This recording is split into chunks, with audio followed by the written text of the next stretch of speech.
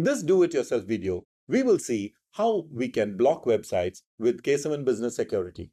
Let's say you want to block the shopping websites because your employees' productivity is affected with them browsing these sites.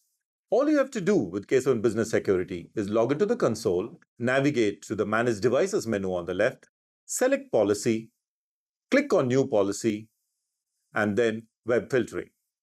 You will now see a list of website categories. Scroll down to the shopping categories and tick both business hours and leisure hours to block always. Give this policy a name and save it.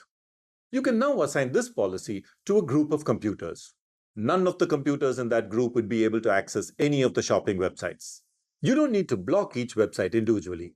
K7 uses AI to identify the shopping websites and adds them to the shopping category, and they are blocked automatically. This saves you a lot of efforts and time. We have over 60 website categories. So that means you can do a lot more than just block shopping websites.